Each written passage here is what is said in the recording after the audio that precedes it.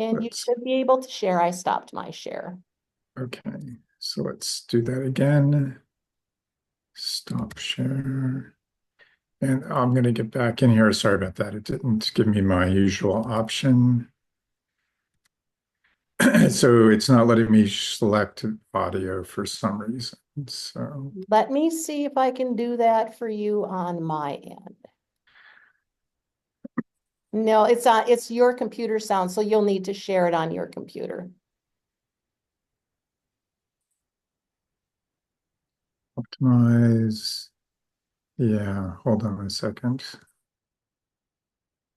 And see if you've got under the more with the three dots on the lower right or up on the top right, there will be a pull down that you can share your sound from where you're at.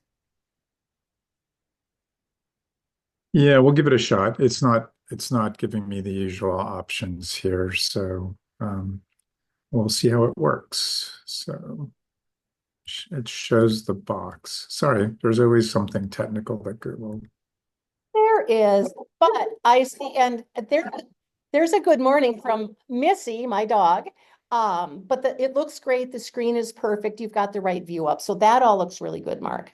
Okay, so we'll go ahead and start. And if the audio doesn't work, I'll apologize in advance. So because we do have some video. So hey, thanks so much for having me to this. This is great. If you don't know now, you'll know by the end of this. And I'm extremely passionate about volunteering. Have been doing it for about 15 years, and it's a phenomenal excuse to go flying. I can't think of a better excuse. Probably 90% of my hours are because I was able to volunteer. I have been able to volunteer. So thanks for attending. So let's dive in. Let's see if we can get going here. So today I want to make sure everyone, really can get hooked on volunteering, understand the extent of the need, share some experiences. I run a monthly webinar on volunteer pilot safety scenarios, which is a lot of fun, and then review questions. So can you make an impact? Everyone can, even if you don't fly. Um, so it doesn't matter what type of certificate you have, what kind of airplane you have, everything can be used to do some kind of volunteering. If you want to look at my resume, I've got quite the breadth of different airplanes that I've used, and I've paid for airline tickets and rental cars and Ubers when I can't fly and it's last minute. And we have friends that have RV-10s or Cubs. So again, there's just about any plane and anything that flies, can be used. So I always like to start webinars with, did you know? And there's a lot of interesting data out there. So there's 6 million people that miss their cancer appointments because of transportation. There's 32 million people that live rurally in the US and have limited access to medical care. The map that's up, the darker the color, the greater the number of deficiencies there are in access to medical care. There's 4 million animals euthanized a year. And there's programs, including ones that Laura and I are active with, that try to save as many as possible. There's 500 high schools in the U.S. right now that have a STEM program, but there's 27,000 high schools. So there's a huge opportunity to spread the word about the availability of the AOPA program for high schools, as well as the ERA Educate content that's free from EAA. And a couple of other ones just for fun. There's 33 comprehensive cancer centers in the US. That's not many. They're around the major urban areas. So if you have certain types of cancer, your only solution is to get there.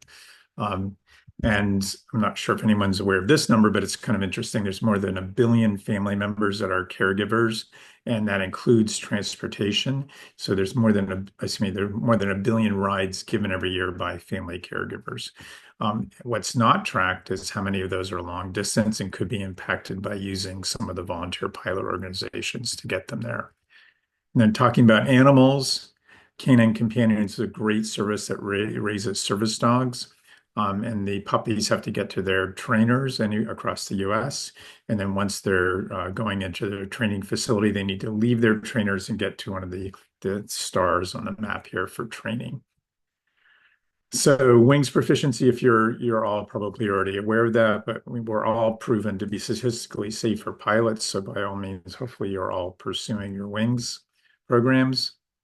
And why do we want to be proficient?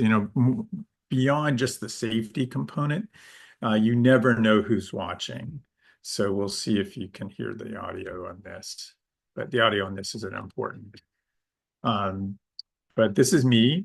Um, Not too many people get a chance to have a helicopter taking a picture of them landing.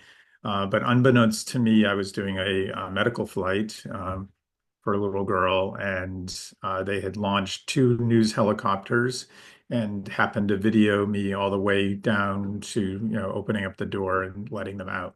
So luckily that day I had what was a pretty near perfect landing, and I stayed center line everywhere. So centerline discipline, you never know who would be watching, but it did make national news and it was on local news. And again, you want to be proficient, and you again never know who's watching. So what is public benefit flying? The FAA has a certain definition. Um, and on this page, I won't read it all for you, but the biggest points are pilots can receive no compensation. There's a very few organizations that have fuel waivers that allow them to compensate pilots for fuel in certain situations, but they're very specific. So most of the organizations do not have that waiver. But the costs usually are tax deductible if it's a nonprofit, and you can deduct only then your variable costs. So you should see a tax specialist if you are interested in pursuing it for that reason. So the need is big, as we were just going over. Um, a lot of it has to do with people not being able to get access to medical care because it's so specialized now. Just getting the miles is tough. And same thing for animals across the country, and Laura can talk to that in a second. Veterans getting to specialized support. One of the numbers that I often talk about that's not on the prior slide is there's 4 million veterans that need some kind of specialized support in the country. There's also, regular communities that need deliveries of things like blood, but then there's disaster relief, like we saw last year. Organizations step up and deliver specialized cargo. And then there's, also kind of unique things, and I find it always interesting that whenever I give a talk, that I get more questions about turtles than I do about people or dogs or anything else. It's very interesting. So flying in the New England area, every year endangered kemp turtles get caught not swimming south with the Gulf Stream moves and get caught in Cape Cod Bay, get rescued, stabilized, and then we use private planes to fly them from New England to somewhere warm. Um, so I typically, yeah, I've been using a jet, so I typically only do that once or twice a year, take all the seats out and bother to do that. But there's a lot of other people with various kinds of airplanes doing those kind of services as well. And then there's discovery flights, which are extremely important to be doing. EAA Young Eagles does more flights than all of our other kinds of flights combined. It's a great organization. So here's a good example of why I do medical. This little girl had a heart condition that they identified week before she was even born. Week 1 had open heart surgery. Month 8, at that point, her parents, were state troopers in upstate New York, had been driving 8 hours every time they had to get their daughter to care in Boston, which was very tough. And as you can see, had a lot of tubes and other things connected. Now she's actually 8 years old and thriving and has to come back on a regular basis. So once you get hooked on these, it's very hard not to be pulled into doing them. Very, very well needed. And again, all the different kinds of planes and all the different kinds of patients and passenger types that you can see. And something for pilots, I mean, I'm not sure how many people deal with children. but it can be extremely compelling once you start flying children of all ages and all conditions. And you have to really just understand what you can handle as a pilot, because we don't want to be distracted by the people that we're flying or the cargo. So, but there's something for everyone. And again, extremely rewarding. So what are the volunteer choices? I'm just going through this pretty quickly right here. There's over 60 organizations in the US. Some are regional, some are national, that you can volunteer for. Again, you don't need a plane. You can be doing ground activities. And one of the biggest challenges for all of these kind of organizations is spreading awareness.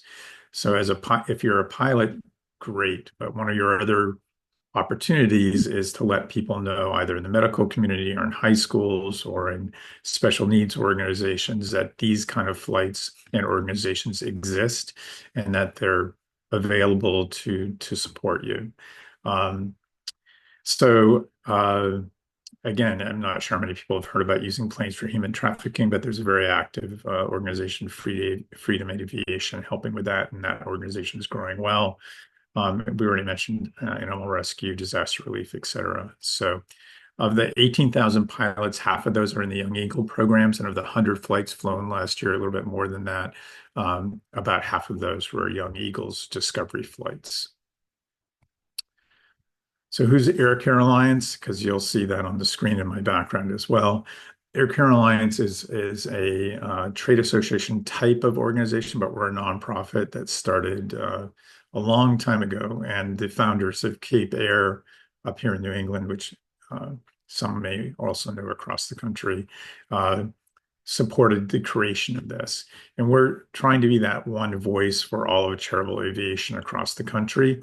And then if someone does apply to become a volunteer through the Air Care Alliance, we systematically push it to regional volunteer organizations relative to that pilot. Same thing, if anyone's requesting a flight for conservation or dog relocation or getting to medical care, we'll refer it on to the right organization or multiple organizations. The FAA and NTSB, when they have questions about what's happening in our space, they have a tendency to come up to us first, and then we try to represent the organizations holistically. And then there's a compassion flight call sign program that I'll go into in a second. So each of the organizations have the opportunity to participate in a call sign, and that means that when you're flying a volunteer flight, you can use that call sign instead of your tail number, and that lets air traffic control know what kind of flight you are. Even though there's no formal agreement with them to give you any priority, oftentimes you'll get that little shortcut around a bend, or if you're in a busy airport, you'll get put to the head of the line, or they'll in general try to go out of their way to be supportive. And again, it's not a formal program, but you do find a lot of help. Each organization has the option of creating their own call sign, which is an onerous process, or they can participate in the general program that Air Care Alliance has set up. But again, it's important to know that you have to use the call sign specific to the organization, and that's because of mismatches. So if you don't have a programmable transponder, you should not be using a specific organization's call sign, because you'll show up as a discrepancy on your flight plan or to air traffic control. And then they'll go ahead and contact either the organization, or in the case of the compassion flight, they'll contact Air Care Alliance and say, hey, this particular tail number had a mismatch. And if it's recurrent, they'll ask us to be more proactive following up with that pilot and organization. The other important thing to do is it's only when you have a passenger on board, and you can't use it currently with animals. So if any of you saw the pre-flight mission, the one in Mexico is very compelling. Here's an example of a organization that does mostly medical flights, but other flights as well. Angel flight, my mother wouldn't have her lungs. It's allowed Miles to be home and heal and be a part of his normal life. All these people volunteering their own time is amazing. So great organization covers about a third or more of the U.S. And they're doing medical flights, compassion flights for veterans getting to camps or kids getting to cancer camps. And they also do animal flights for canine companions, which you saw a little bit of before. There's also conservation flights, and there's a couple of large organizations in the U.S., but there's many regional ones as well. And they do different things. They can be relocating animals that are endangered, like wolves or black-footed ferret clones, which is very unique. Or they can be doing counts, conservation counts, conservation surveys. And this is just one example of what one of those missions might look like. So they can be low and slow, or they can be point to point, but all of them are quite compelling. And usually you need to certify your aircraft because you're carrying someone else or multiple other people that are doing the survey.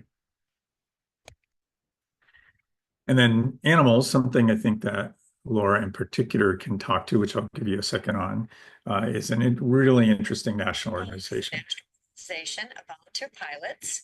They work together and connect shelters and rescues and fly animals in need. Whatever the case may be, our volunteer pilots will step up to the plate and fly these animals to a place of safety. So yes, you can see on the map, they can be very long or they can be very short. It can be one animal, it can be multiple animals. They are supposed to all be in crates, and there's some tendency, some people like to hold them while they're en route, but really it's encouraged to have everything in crates. So I did put up their website information, but if you do fly with them or are about to fly with them, you should know that they will provide you with crates if you don't have access. And that email is there as well. Sometimes it's forgotten. This is Patty Wagstaff, who's a big supporter. And Laura, you have personal experience with this if you want to, chime in. Yeah, I do. I've been flying rescue animals for probably over 20 years. I've flown well over 250 dogs, 1 cat, and 2 goats, which was interesting. I have not had luck getting crates from Pilots and Paws, but where I get my crates, and those of you who have been in my hangar know it looks like PetSmart in there with all my crates. I get them from friends, garage sales, some of that kind of stuff. So there's also other ways that you can get crates. Personally, my personal minimums are that if I am flying single pilot, every animal must, under all circumstances, be in a crate. I put towels in the crates for their comfort. I don't find that they need ear protection or anything like that. They usually calm down after you taxi, fly up and get to altitude. They fall down and they just lay down and go to sleep. If I have a co-pilot with me, then sometimes if the dogs are not super rowdy, we'll tether them or harness them to some part of the seat or the airframe ring. But under no circumstances do I let dogs loose. My other tips are to make sure that your rescue organization does not feed your dog that you're going to be flying the morning of flight. And then also, I found it to be an awesome opportunity to improve my own flying, my weather skills, going to different airports. I started when I had maybe 150 hours as a private pilot, no instrument rating. The requirements aren't as strict for flying the animals as they are for people. It's a great way to get experience, build time, and have a lot of fun. So, and you actually heard Missy, my rescue dog, who I did fly myself, say good morning. So we've got a rescue dog who I flew sitting right here this morning with us. And thanks for that, Mark. No, great. It's great to have a personal reference. And I do want to point out that, again, 90% of my time as well wouldn't have been flown unless I was doing volunteer work across a number of different organizations. It's extremely compelling once you start, and it's certainly better than $100 hamburger. And it does make you a better pilot because you're flying to airports, many different airports. Last year, I did 70 flights for a variety of organizations, and it was to 40 different airports. So in your general aviation experience, you just wouldn't have that variety, and that makes you a much, much better pilot. You have to be on your game. So how it works, and it works a little bit different depending on the organization. I'm not sure how many volunteers are on the call already, so please excuse me if this is redundant. And this is where everybody can be a big help in spreading awareness. Someone or an organization needs to be able to find that these services. How do they know these services exist?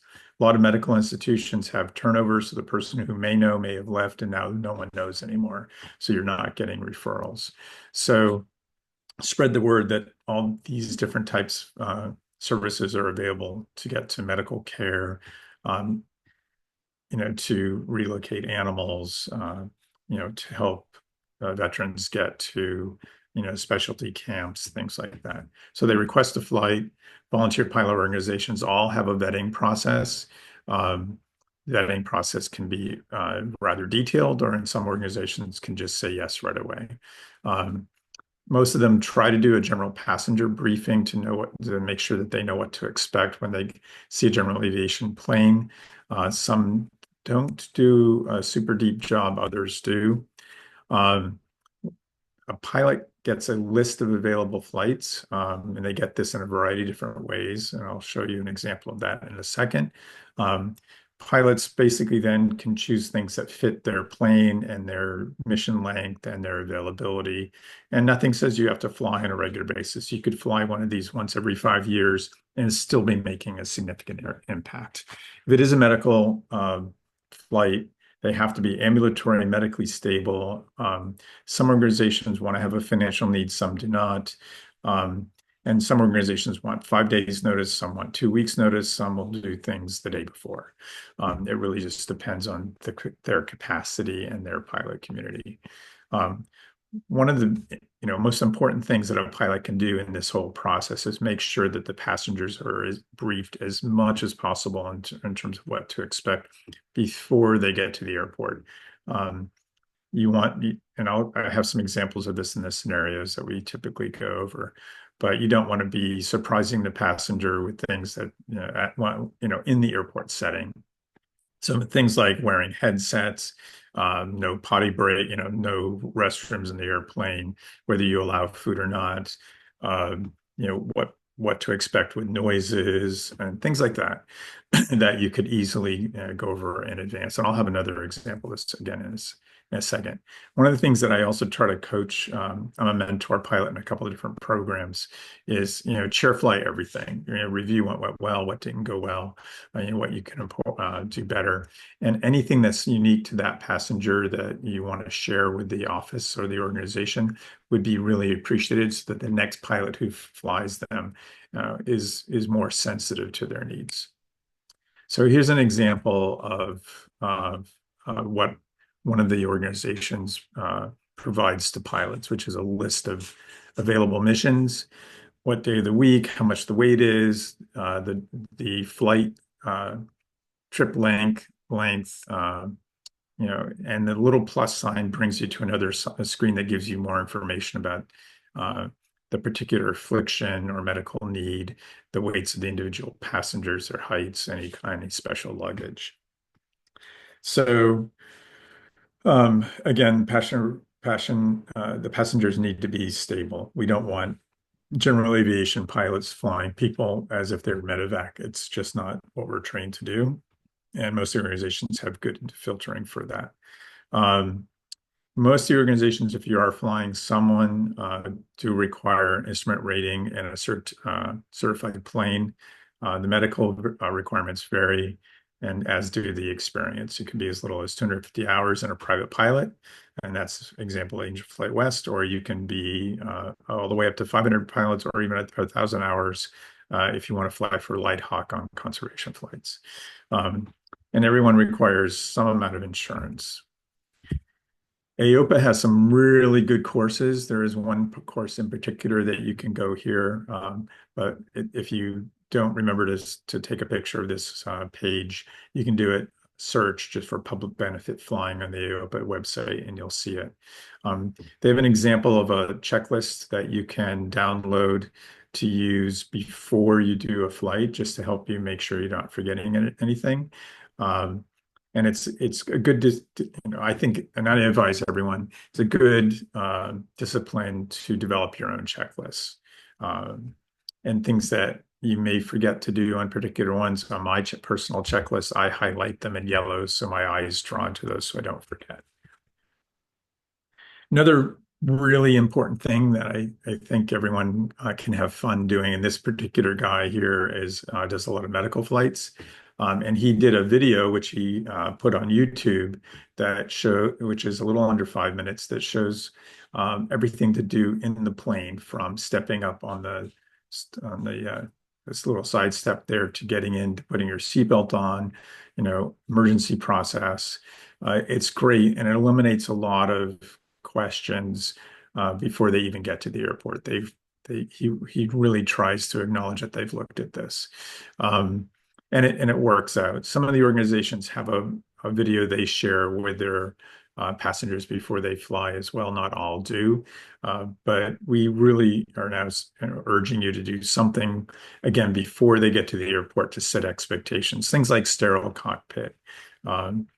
Even if it's just a phone call reminding passengers that they're going to have a headset and that they need to respect the fact that it's a pilot that needs to focus during takeoff and landings. I was just at a safety seminar that's run every year here in New England, and uh, they always ask the same question because it's always the same data. How many of you think that you're doing good takeoff and landings? And then they say, 60 to 70% of all of the incidents or accidents in the prior year are landing related. So whatever we can do to make sure that we're focused on those two phases of flight is good. So there's a lot of safety considerations. We could probably, spend a year just going over all of these in depth. And I do a monthly webinar on volunteer and GA pilot safety scenario review, and we review a lot of these. And this core group in the middle are the ones that we most commonly want to focus on. Distraction and startle is a huge thing because we're dealing with people we haven't met before, and we can be out of our flows and out of our comfort zone rather quickly.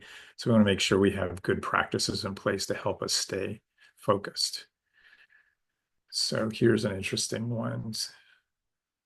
They said, well, fly you for free. I go, fly me for free? That doesn't happen.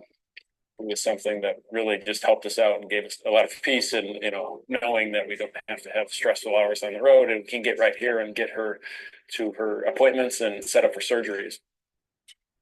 So you may recognize that. That's that little girl that when I went, her parents had made the trip 6 times already from upstate New York to Boston, 8 to 10 hour drive for them at that point. And only by chance did another patient mention that free flights were available to them. So they called on a Tuesday and I flew them on a Wednesday to get to Boston, and we've been flying them ever since. You're driving 8 hours each way to go to get treatment. Today we're able to do the flight in an hour. So it's very hard to describe how we just have family cope and a better existence with just a small, amount of effort on our part. So you can see why it's easy to get hooked into this. This little girl behind in this particular picture as well has flown maybe 10 years with us. So get to see them grow up. So in this monthly webinar that I run, we look at this, and this is just an example. So this is this particular family. So first flight, 7 months, 7-hour heart surgery, and was only 14 hours before they needed to be picked up that we got the call. So the intake was by the volunteer pilot organization. Didn't have any time to make a call to the FBO that was closed by that point. And they were an hour late getting there because they didn't know where the airport was. They didn't even know the airport was in their area. So did a couple of things. I called early for clearance.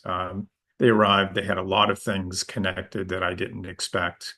Bulky bags, huge rear-facing, car seat contraption. So it took a long time. And then I didn't realize they were state police at the time and they had firearms. Took off. I won't go over this deviation issue, but arrived and there was 3 news crews meeting us that, again, no one had told us about. So I try to do these discussions of specific scenarios and what we can do better, what we did well, and then any other context that we think might be relevant. So getting the passenger full details always helps, and we try to do that with a phone call. In this case, it was rushed. And most of my surprises have been when I let the speed change my checklist. So this is, again, happened about 8 years ago. So now the checklist is no matter how rushed there's a pre-flight phone call to make sure I've touched base with the passengers. The other thing that we all have to do with pilot, is not get pulled in to get their itis, to make sure that we're, able to cope with what we're going to see. And if you're not used to flying children, you may want to self-assess or go along as a co-pilot with, someone that's doing missions to make sure you're comfortable doing that. And the same thing with adults. Make sure that you're thinking about what you want to do and what's not going to be a distraction, because we don't train for this. And we want to make sure that we're not getting too far out of the flows that we're used to doing.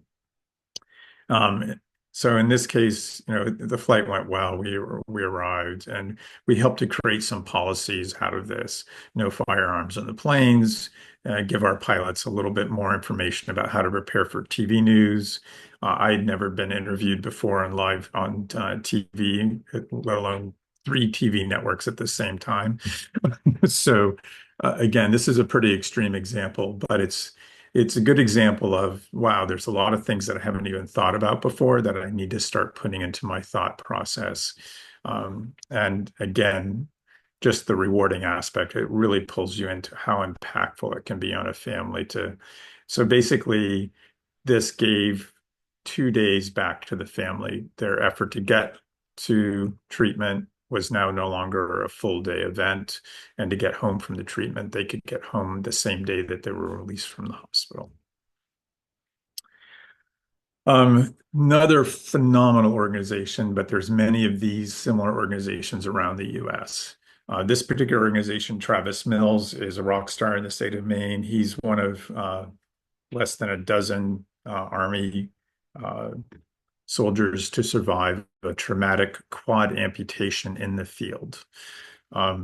So he has built a retreat up in Maine where initially just veterans were coming to deal with their issues, and then eventually PTSD trainings, but now whole families go, and then also trainers that train the trainers. So phenomenal organization, phenomenal guy. And we started, one of the organizations I fly for started supporting them. So Veterans Airlift Command, Patient Airlift Services, Angel Flight Northeast, and then similar organizations in the West, Angel Flight West and Central, all fly people going to and from these kind of specialty camps. And again, once you start doing these, it's very hard not want to do these.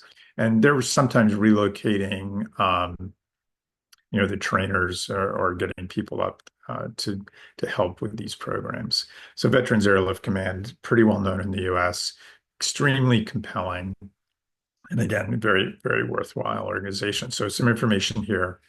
And if anyone's, I'll stop for a second here. If anyone's interested, I will send me an email. I'm happy to do the webinar to large groups or send specific type of support information. My email will be at the end of this. So I've flown Travis a few times now, almost always with someone. First time was with his father, and he had always wanted to be in the co-pilot seat, so we had to go through efforts of removing prosthetics to get him into the co-pilot seat. And then this second or third time I flew to Michigan to pick him up, and thinking that there would be 2 people, but there wasn't, and realized I was not going to have enough support to get him into the co-pilot seat. And it made me think about, what is our vetting process for what Travis refers to as recalibrated veterans? What can we do to make it work better and more safely?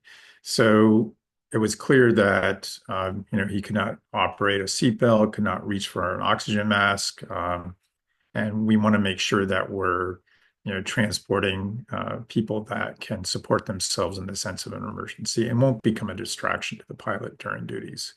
So, so this resulted in a lot of policy changes to make sure that we're, able to handle specific needs.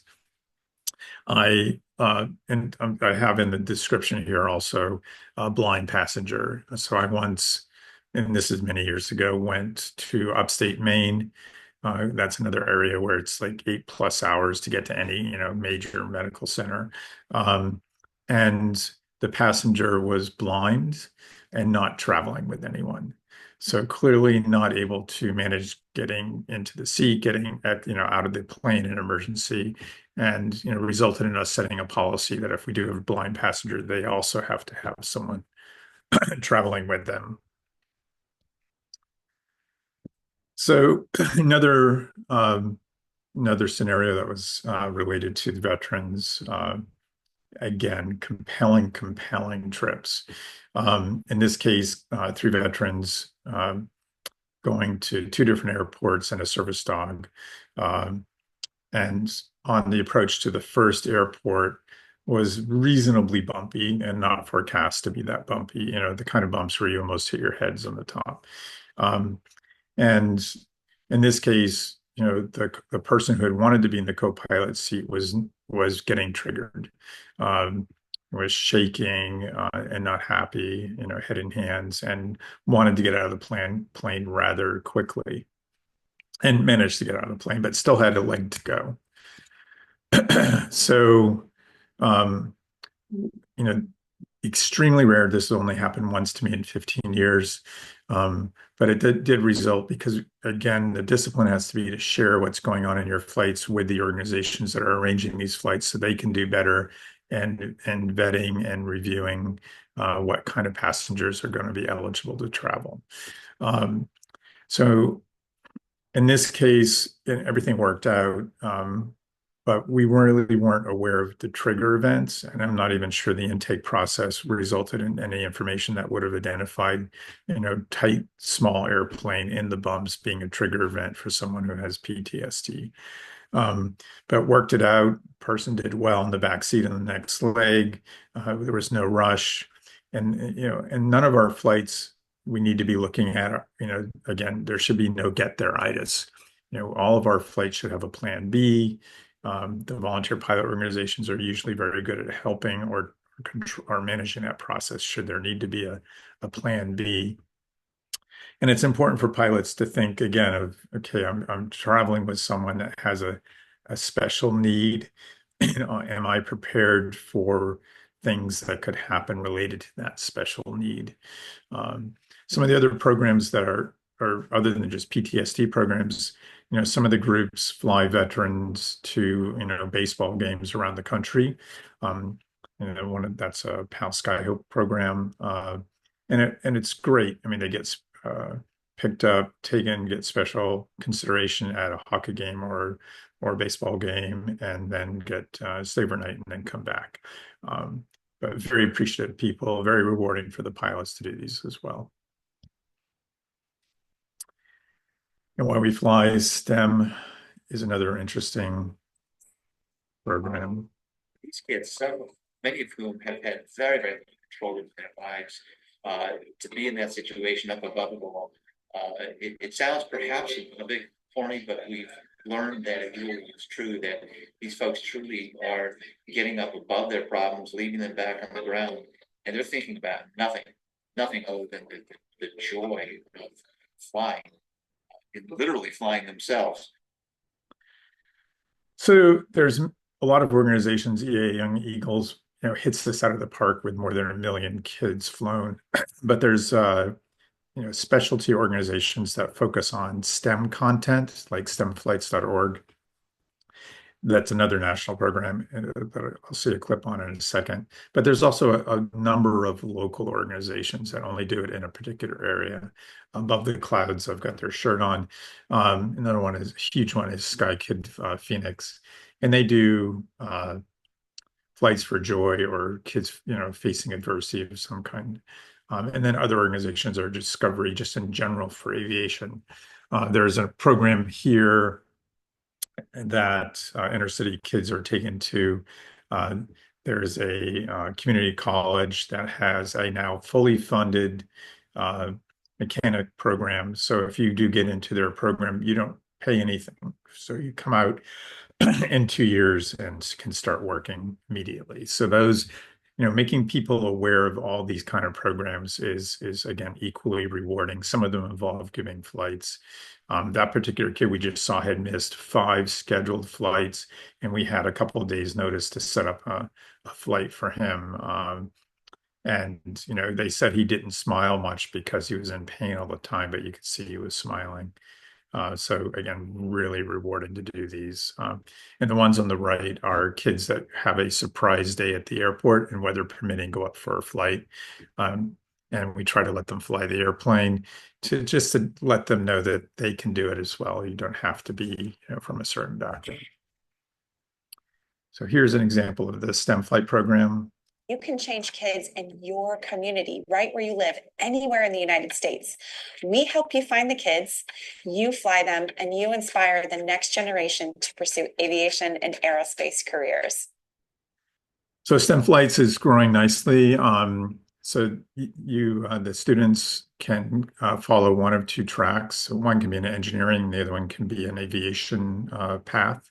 And the pilots work with STEM flights to follow that syllabus. And it turns out to be a 4 to 6 hour event for a particular student, typically a high school student, but it can be a junior high school, depending on recommendations, a junior high school student as well.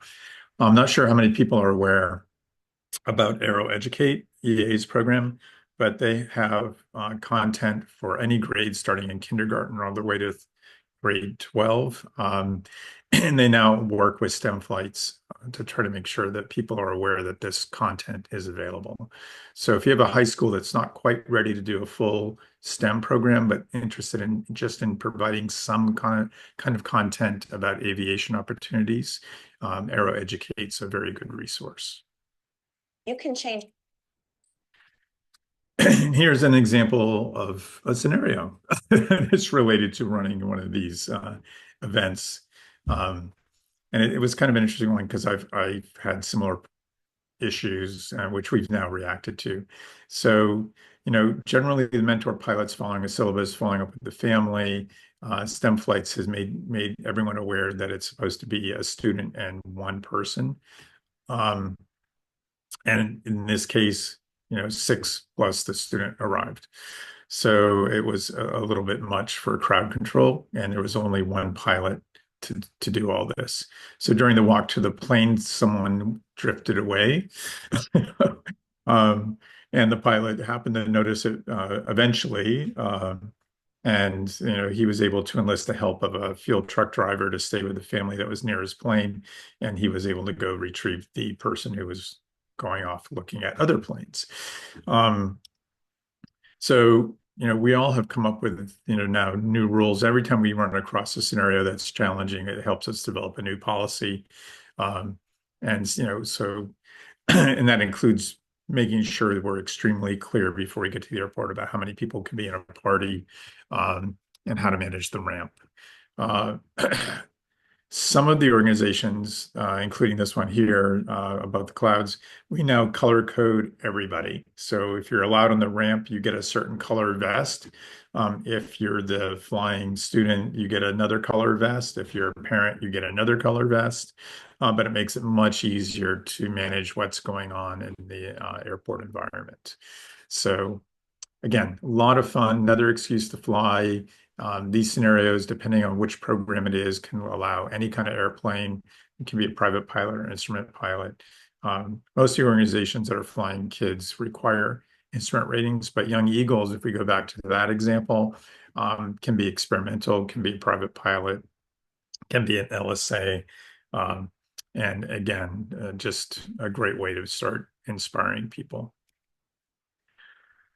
So it's, again, some of these missions are just for the sheer, purpose of providing joy to someone who's otherwise in a challenging situation, which could be socioeconomic, could be medical, could be physical, any number of things. And this is one of the early flights that I did.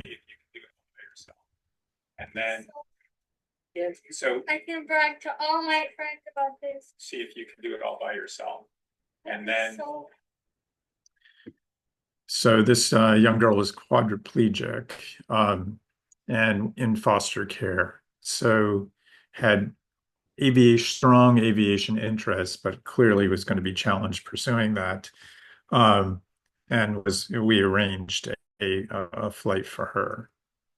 So again, really go out of our ways to let people experience aviation, just again, not necessarily as a career, but to just use it as a way to break away from their challenges. This little girl on the bottom was another example.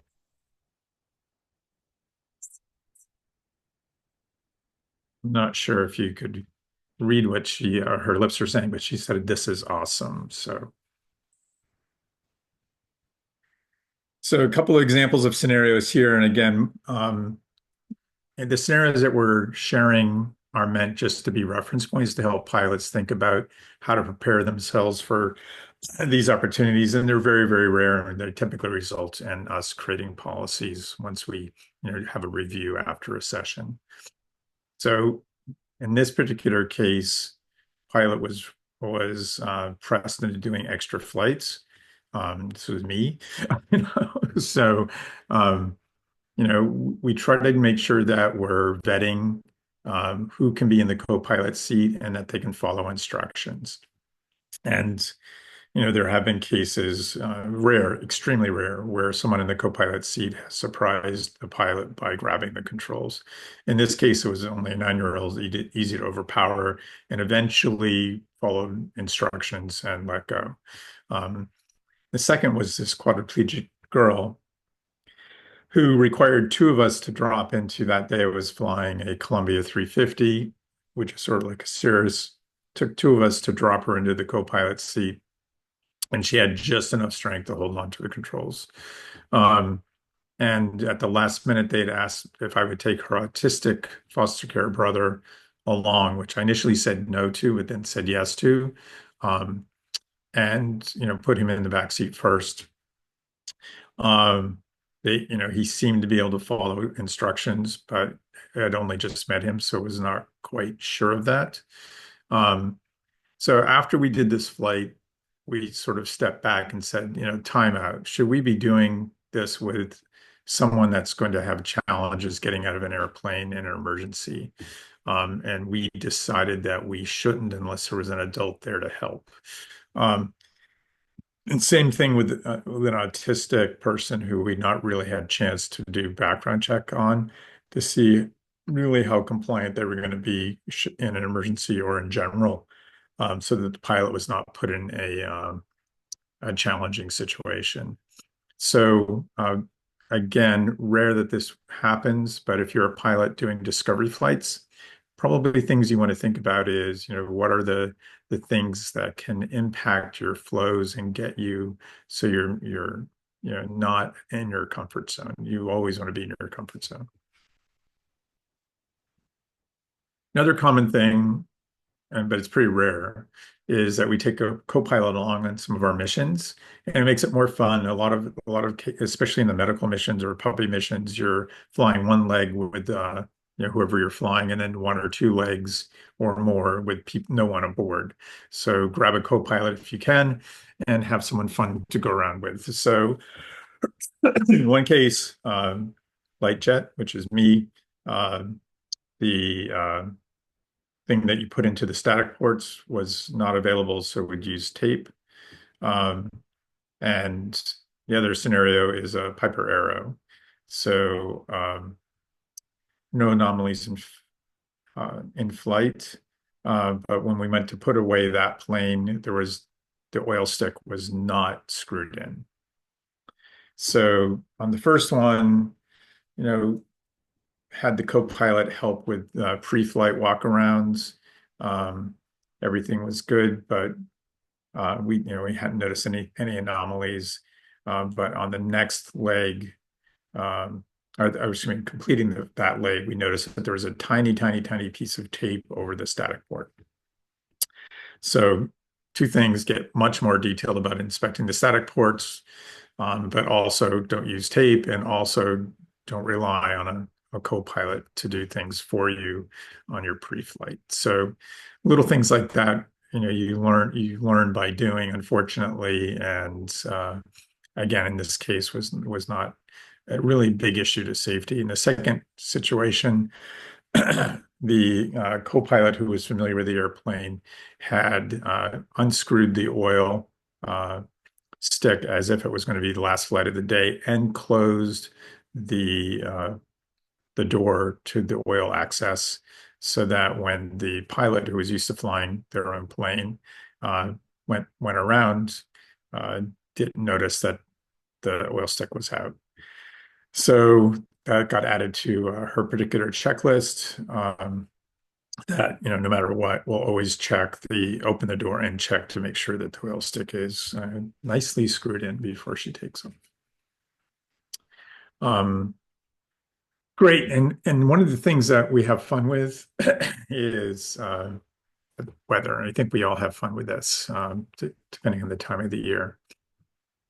And you can work with air traffic control a couple different ways. If you're in a rural area, before you even take off, they probably have enough time to help you be finding the best possible path to get back. But if you're in particularly busy airspace, your traffic control and clearance may not be thinking about your route excuse my voice, for you. So you may be having to think about how you work with air traffic control to best get you to your destination to avoid weather. So in one scenario, the normal route would have been to go right through, the squall line and thunderstorms. And that no matter what you do, they're going to say that's the route because of the heavy traffic, in this case, between Boston and New York. And they always want to go through a way that keeps you away from the arriving or departing traffic. So in that scenario, you won't work with ATC to select a route that goes around the weather, asking for a different airport than you actually want to go to. And then once you start getting closer, start saying, hey, what about X, Y, and Z? And it reduces the load on air traffic control. And the upper example, you may see the route of flight that was requested, avoided all the weather, came around to Norwood, but actually the airport that I wanted to go to in that case was 10 miles north of Norwood. And it was no big deal. It was clear. The weather, they weren't that busy. It didn't bother any of the arrivals because this was a normal routing to get into Norwood. So again, if you know of routing that air traffic control normally would give that helps avoid the weather, and goes close to where you want to get to, it makes the workload on air traffic control much less, and you're happy because it gets you to where you want. Another case, air traffic control, on the bottom example, thought they were doing me a favor, and trying to initially aim me towards a crack in the squall line, and they were going to have me go west and then go back to Boston. But their assessment of the crack was different than my assessment of the crack. So as soon as I took off, I said no. And again, your pilot in command, you shouldn't necessarily just blindly accept what air traffic control thinks they're doing to help you. And in the bottom right of this particular slide, you'll see the route that they had come up with that was so long that I was probably going to run out of fuel anyways. So it's possible. Sorry about the dogs barking in the background. So again, air traffic control will work with you as long as you stand up for your rights. So we're 2 minutes from finishing here. So I'm going to jump to a thank you. Here again, some more content for reaching out to me if you want to share some scenarios that you think might be fun to share with your pilots friends. Please let me know. And then volunteer. The webinar I'm running monthly, the QR code on the left will let you register for that. Air Care Alliance has a list of available organizations, and you can peruse that list by going to the center one. Or if you want to start volunteering, use the QR code to the right. There'll be an application, and it will be forwarded to organizations in your particular area. But again, I really appreciate the opportunity to do this. It's a fun way to use your skills. It's, a great explanation of why you invest your time and spend all this money to try to stay current and safe in your airplane. But again, thanks so much, Laura and Nick, for allowing me to give this presentation, and encourage all of you to get to the same level of affliction that I have for volunteering. It's great. So, Laura, what would you like to do? You have any questions? I do have questions, and excuse my delay in hopping on. There's a group of young kids from a school who are taking like a discovery flight with a pilot, about 10 kids. They all needed to pet my dog, blah, blah, blah. So yeah, I was involved with a volunteer flight. Cool. Lots of good questions. While we're running through those, a couple people wanted to see the slide with the passenger QR code, which is slide number 20. If you'd be able to pop that up at some point after people